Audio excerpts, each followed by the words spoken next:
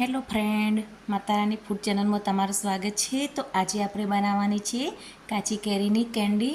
તો એકદમ સરસ એવી ખટમીઠા ટેસ્ટ સાથે બનીને તૈયાર થશે।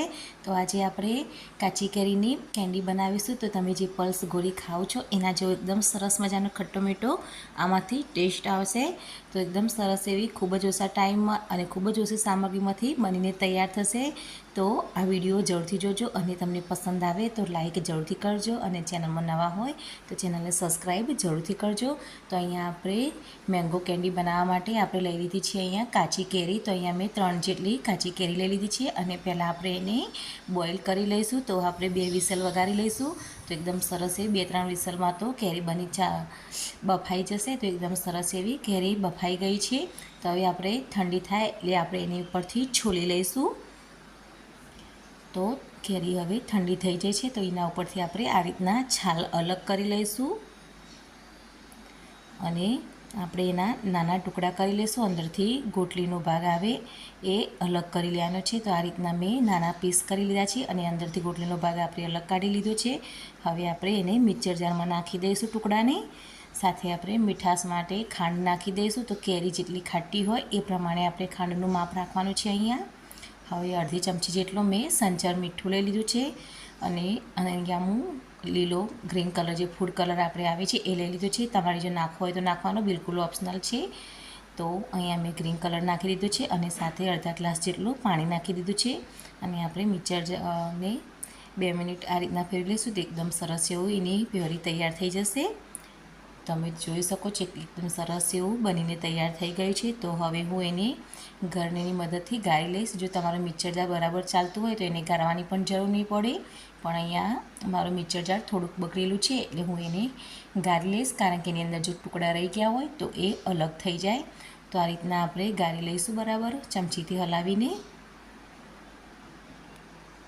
હવે આપણે એની ઉપર બીજો એક અડધા ગ્લાસ જેટલું પાણી નાખી દઈશું। તો આ રીતના એની બરાબર પ્યોરી તૈયાર થઈ ગયા। તમે જોઈ શકો છો કે એકદમ આપણે એને પાતળું નથી રાખવાનું। તમે ચમચીમાં જોઈ શકો છો આ રીતના આપણે ઘાટું રાખવાનું છે, એકદમ પાતળું નથી કરી દેવાનું। તો બનીને તૈયાર થઈ ગયું છે। પણ હવે આપણે આ રીતના મોલ્ડ લઈ લઈશું આઈસ્ક્રીમ માટેનો। તો એના અંદર આપણે નાખી દઈશું। તો મેં મોલ્ડ લઈ લીધું છે અને એની અંદર આપણે બધામાં સરખા પ્રમાણમાં ઉપરથી થોડુંક આ રીતના આપણે ખાલી રાખ્યું છે, છેક સુધી નથી ભરી લેવાનું। તો આપણે બધાની અંદર આ રીતના ભરી લઈશું।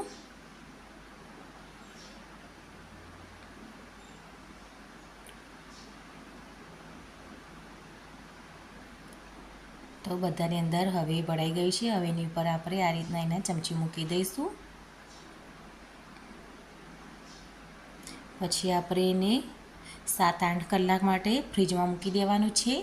તો એકદમ સરસ 7-8 કલાક પછી તમે જોઈ શકો છો કે જામીને તૈયાર થઈ ગઈ છે। બહાર કાઢો એટલે થોડીક વાર માટે એને આપણે બીજું જે નોર્મલ આપણે પાણી હોય એની અંદર થોડીક વાર પકડી રાખવાનું। તો એકદમ સરસ આસાનીથી આ રીતના બધી જ કેન્ડી બહાર નીકળી જશે।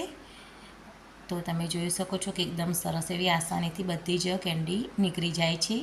તો તમે નોર્મલ પાણીની અંદર આ રીતની ટ્રે પકડી રાખશો ઉપરથી જ, અંદર પાણી ન જાય એ રીતના, તો આસાનીથી બધી જ કેન્ડી બહાર નીકળી જશે। તો એકદમ સરસ મજાની આપણી કેન્ડી નીકળી જાય છે બહાર। તો તમે જોઈ શકો છો કે એકદમ સરસ કેવી દેખાય છે, મસ્ત મજાની। તો તમે પણ આ રીતના મેંગોની કેન્ડી જરૂરથી બનાવજો।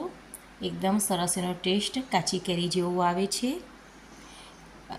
પલ્સ ગોળી આપણે ખાઈએ એ ટાઈપનો એનો ટેસ્ટ આવે છે। તો તમે એકવાર જરૂરથી ટ્રાય કરજો આ રીતના બનાવવાનું।